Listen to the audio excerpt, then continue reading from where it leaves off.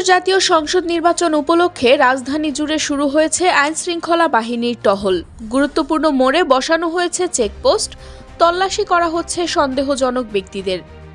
মঙ্গলবার রাজধানীর বিভিন্ন এলাকা ঘুরে এমন চিত্র দেখা গেছে। অন্যদিকে পুলিশের পাশাপাশি সেনাবাহিনী, বিজিবি ও র্যাবকে রাজধানী জুড়ে পেট্রোলিং করতে দেখা গেছে। নির্বাচনকে সামনে রেখে মন্ত্রণালয়ের গুরুত্বপূর্ণ ও স্পর্শকাতর গোপনীয় তথ্য গণমাধ্যমে প্রকাশ ঠেকাতে কঠোর নজরদারি ও মনিটরিংয়ের নির্দেশনা দেওয়া হয়েছে। সম্প্রতি এ সংক্রান্ত একটি আদেশ জারি করেছে স্বরাষ্ট্র মন্ত্রণালয়।